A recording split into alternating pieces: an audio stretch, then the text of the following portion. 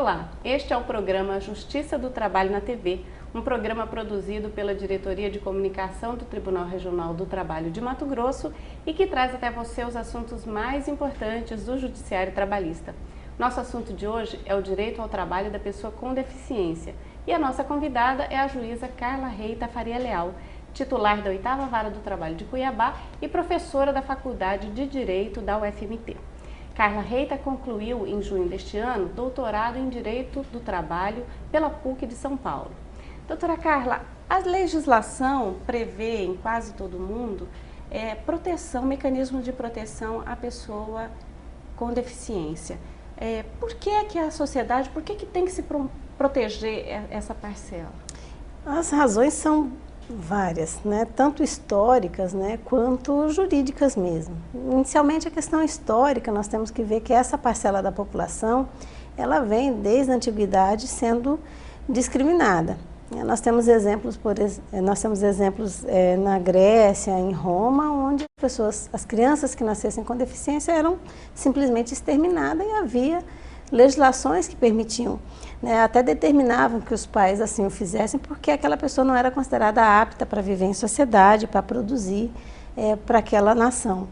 Então, isso vem, ao longo do tempo, se perpetuando, não com aquela gravidade que nós tínhamos anteriormente, mas um exemplo não tão longínquo assim é a questão, por exemplo, das pessoas com hanseníase, né, ou lepra, popularmente conhecida de lepra, que nós tínhamos os leprosários, onde as pessoas eram segregadas, eram obrigadas a ir para esse local.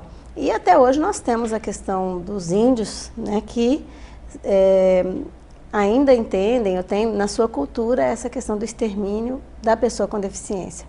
Por outro lado, nós temos a questão moral, as famílias normalmente têm uma tendência a deixar essa pessoa dentro da casa, a esconder essa pessoa.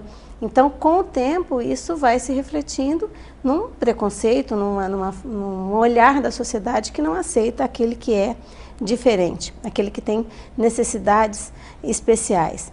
E com isso, nós temos também o fundamento jurídico. Praticamente todos, se não todos os ordenamentos jurídicos nacionais asseguram a igualdade das pessoas. Então, nenhum fator pode ser fator de discriminação, seja ele cor, raça, idade, credo, origem nacional.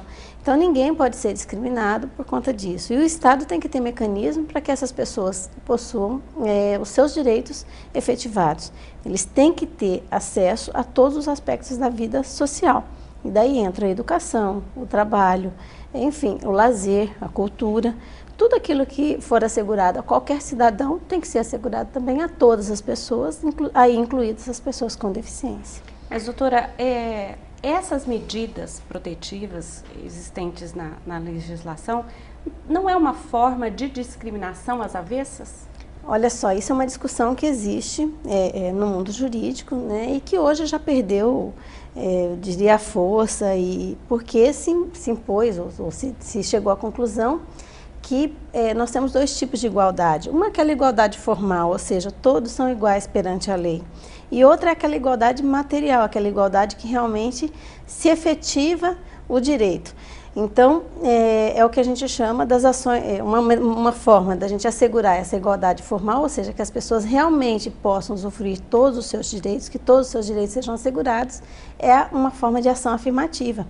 Ou seja, nós temos que ter mecanismos para que aquelas pessoas que por si só estão em desigualdade sejam então igualadas. E a proteção ao direito ao trabalho e todas as outras medidas nesse sentido são então mecanismos de assegurar essa igualdade.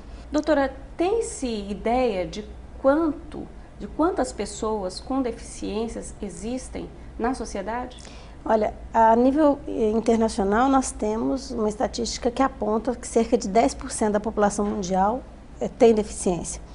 Agora, no Brasil, o censo de 2000, que foi um censo que fez esse levantamento específico, nos aponta quase 15%.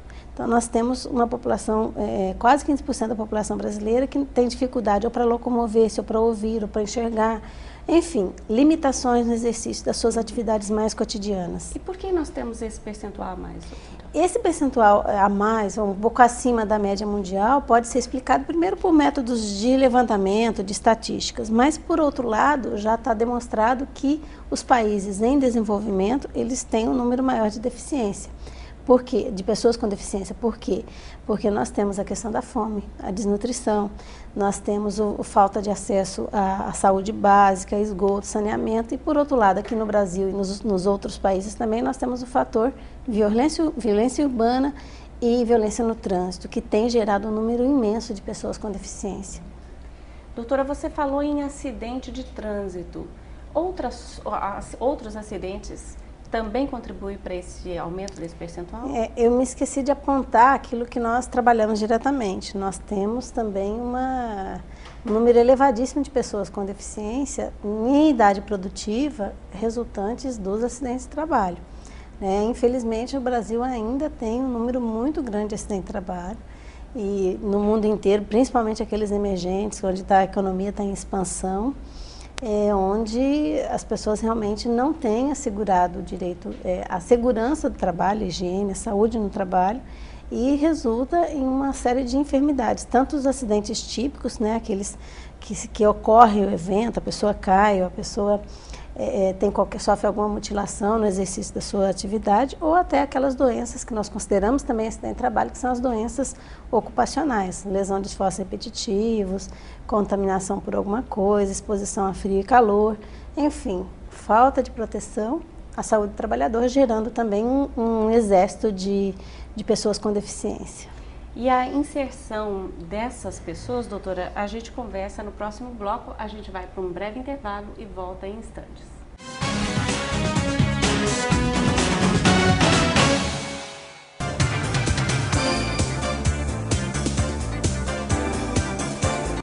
Olá, estamos começando hoje no programa Justiça do Trabalho na TV, o quadro Questões Trabalhistas. Neste quadro, você, empregado ou empregador, ficará sabendo sobre os questionamentos pertinentes às relações de trabalho e poderá também tirar as suas dúvidas através do nosso endereço eletrônico que está aí no seu televisor. Teremos muito prazer em responder às suas perguntas. Hoje vamos falar dos órgãos que atuam nas relações de trabalho.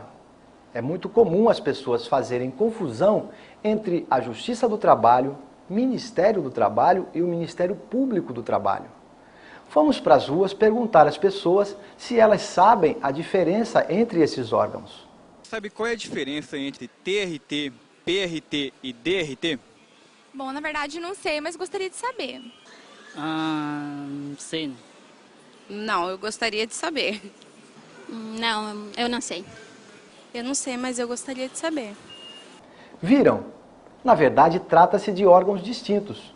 O Ministério do Trabalho é órgão do Poder Executivo e cabe a ele, através das delegacias regionais do trabalho, fiscalizar o cumprimento das leis de proteção ao trabalho, além de prestar outros serviços, como emitir a carteira de trabalho e conceder o seguro-desemprego. O Ministério Público do Trabalho é órgão do Ministério Público Federal.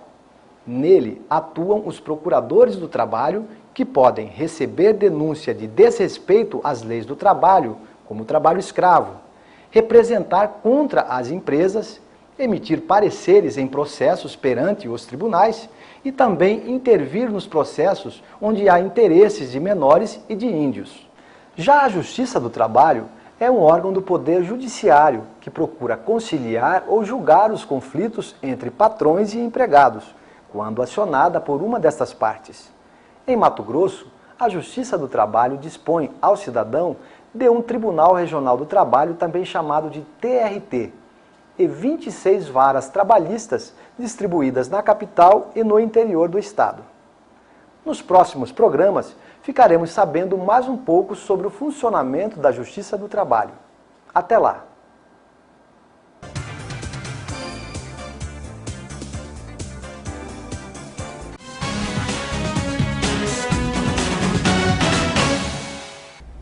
Estamos de volta com o programa Justiça do Trabalho na TV, que hoje conversa sobre o direito das pessoas com deficiência. Doutora Carla, o que prevê a nossa legislação em relação a cotas no setor público e na iniciativa privada? Bem, nós temos progredido com relação a isso. O primeiro registro que eu tenho que fazer. Principalmente a Constituição de 88, em vários instantes, ela ressalta e assegura vários direitos à pessoa com deficiência. E dentre eles é a inserção no mundo do trabalho, que é fundamental para qualquer pessoa conseguir participar nos outros aspectos da vida social. Ele está inserido também no mundo do trabalho. Então, para isso, o nosso legislador tem trabalhado no sentido de se assegurar, tanto as pessoas que pretendem uma carreira pública, quanto aquelas que pretendem ir para a iniciativa privada, que tenham, então, essa oportunidade de trabalhar. E o legislador, então, fez o que a gente chama de medidas afirmativas, que é a inserção, num primeiro momento, que a gente espera que seja um primeiro momento, obrigando tanto o administrador quanto o empresário a contratar as pessoas com deficiência. Na iniciativa privada, nós temos cotas que variam de 2% a 5%. Então, até 200 funcionários na empresa, 2%. E essa cota vai indo até acima de 1.001 funcionários, 5%.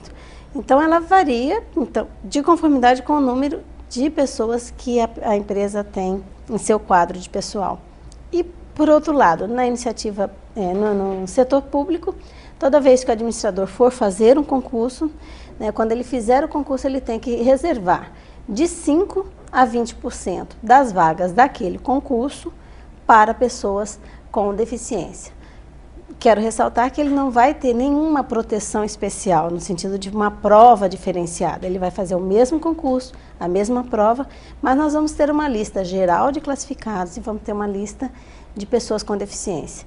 Então, com aquele número de vagas que foram reservadas, nós vamos chamando, então, chama a pessoa com deficiência, a pessoa sem deficiência, enfim, até que se cumpra essa obrigação de realmente inserir a pessoa com deficiência. Doutora, a nossa legislação brasileira, ela é eficaz? Você que fez um estudo da legislação no seu doutorado, de países como Espanha, Portugal, Itália, a nossa legislação é eficaz? Olha, a nossa legislação não é ruim, é uma legislação que diz o que tem que dizer, ou seja, estabelece cotas visando a essa inserção.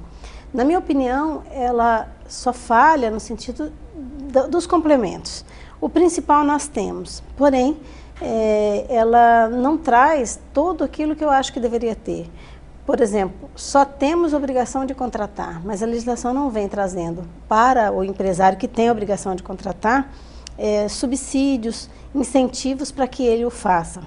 Se ele tiver, por exemplo, que adaptar o local de trabalho, não existe nenhuma previsão que isso possa ser incentivado pelo poder público, no sentido de fornecer meios, ou inclusive abatendo alguma contribuição que ele tivesse obrigação para isso.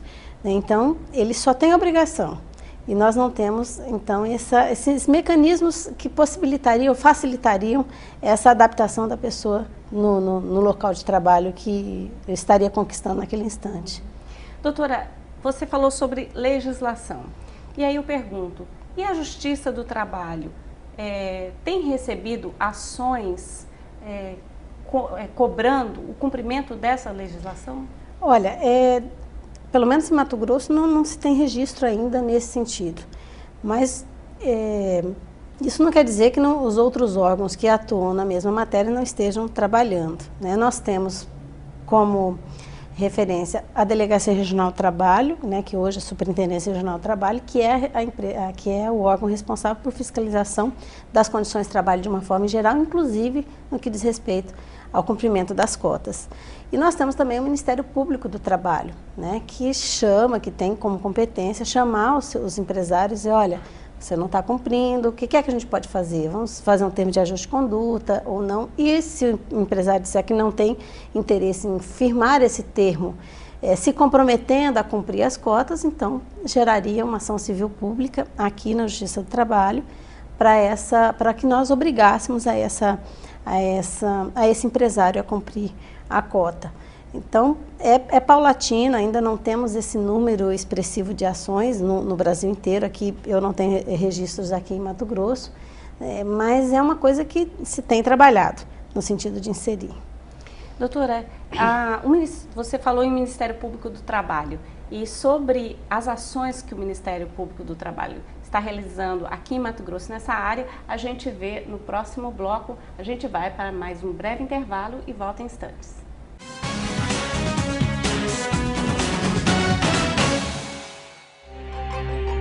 O site do Tribunal Regional do Trabalho mudou de nome. Agora você poderá acessar o portal da Justiça do Trabalho de Mato Grosso através do seu novo endereço eletrônico, www.trt23.jus.br. Lá você encontrará as notícias do Judiciário Trabalhista diariamente atualizadas, serviços, consultas e muito mais. Não esqueça, www.trt23.jus.br. Tribunal Regional do Trabalho, Mato Grossense como você.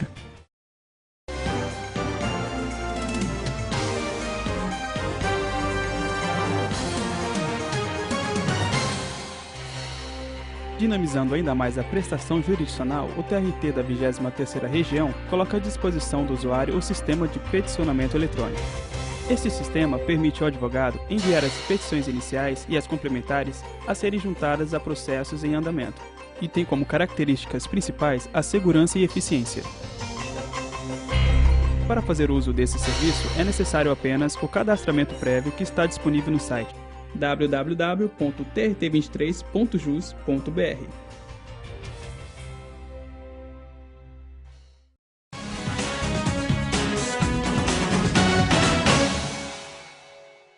Estamos de volta com o programa Justiça do Trabalho na TV, que hoje trata do direito ao trabalho da pessoa com deficiência. Doutora Carla, nós vamos ver agora um vídeo com as ações que o Ministério Público do Trabalho aqui de Mato Grosso tem feito em relação a essa inserção da pessoa com deficiência. O Ministério Público possui uma coordenadoria nacional de combate à discriminação nas relações de trabalho. E um dos temas dessa coordenadoria é a inserção de pessoas com deficiência. Essa coordenadoria, ela prevê campanhas, a realização de campanhas de conscientização e também de orientações das atividades dos membros do Ministério Público. Como parte dessas ações, o Ministério Público do Trabalho vem celebrando acordos nos quais os recursos são destinados à qualificação de pessoas com deficiências, a exemplo de recente conciliação firmada com uma empresa do Médio Norte mato-grossense.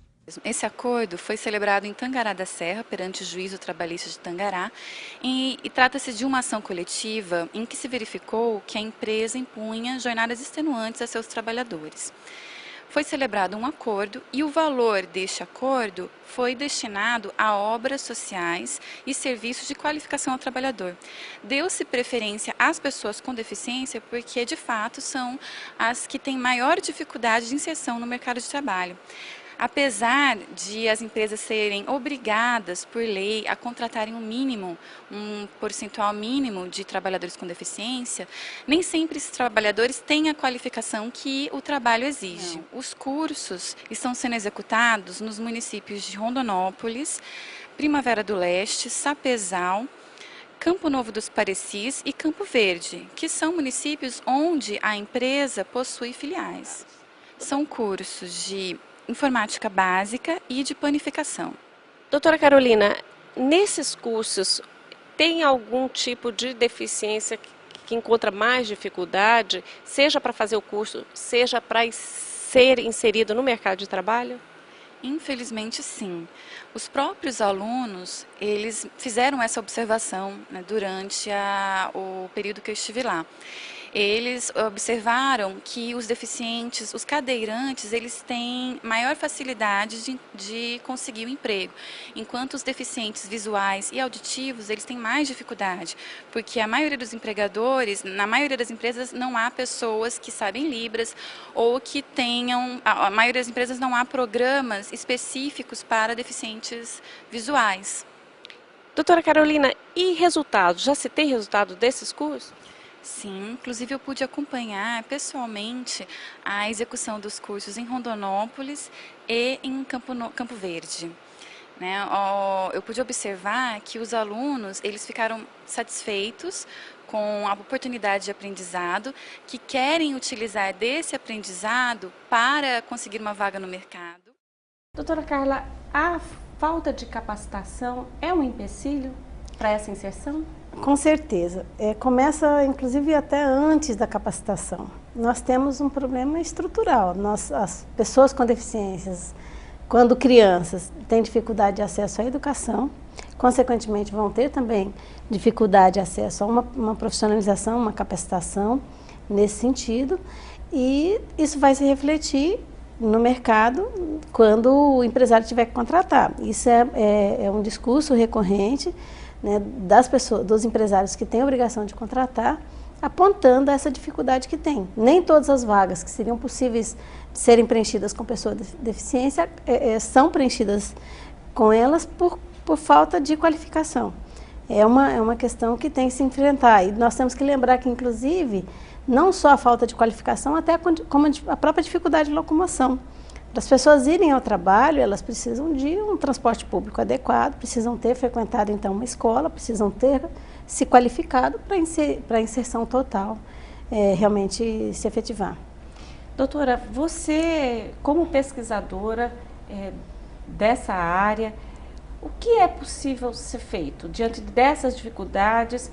O que é possível a gente fazer, a sociedade fazer para inserir essas pessoas no mercado de trabalho? Não vou nem abordar aqui aquelas que seriam iniciais, com relação à educação, com relação à saúde, para até evitar-se pessoas com deficiência, não vou abordar nesse sentido. Mas só com relação ao mundo do trabalho, existem coisas simples. Primeiro, que eu acho que é possível uma campanha em massa de conscientização. Porque, às vezes, o empresário tem uma falsa imagem que aquela pessoa, ao invés de ajudar, ela realmente vai atrapalhar a produção, vai ser, na verdade, um obstáculo às outras pessoas produzirem, até ele ter que despender ter que arcar com gastos de uma pessoa que não vai efetivamente produzir. Já se está mais do que demonstrado que as pessoas com deficiência podem ser tão ou até mais habilidosas dependendo da função, que as demais. Por outro lado, então, inicialmente uma campanha de conscientização. Por outro lado, também eu acho que era importante programas de qualificação, cursos visando essa inserção. Um outro mecanismo muito simples que é possível ser feito é um órgão estatal, onde fosse possível as pessoas com deficiência que querem ir para o mercado de trabalho, que se credenciarem, dizerem quais são as suas habilidades, quais são as suas pretensões, e ali, então, nós fazemos o encontro, né, da necessidade de trabalhar ou da vontade de trabalhar com a necessidade do empresário. O empresário buscaria neste órgão, que seria um cine mais especializado, né, onde as pessoas pudessem buscar, então, o emprego e o empregador ofertar a vaga, fazendo, então, esse casamento. Com toda uma estrutura, até de uma análise de que tipo de atividade que essa pessoa pode desenvolver para a gente facilitar, então, essa inserção. Além de de fomentar incentivos mesmo, nós temos legislação prevendo incentivos, no sentido de adaptar os postos de trabalho, de comprar, porque às vezes a pessoa precisa de um computador especial, precisa de um mecanismo de voz, se ela é deficiente visual, ela precisa de outros mecanismos para poder efetivamente trabalhar. Então, medidas simples que não seriam tão dispendiosas são possíveis de serem implementadas, na minha opinião. Doutora, nós agradecemos a sua participação, agradecemos as suas informações e o programa Justiça do Trabalho da TV agradece a sua atenção e o Tribunal Regional do Trabalho de Mato Grosso se coloca à disposição para esclarecer qualquer dúvida através do nosso endereço eletrônico que aparece no vídeo. Até o próximo programa.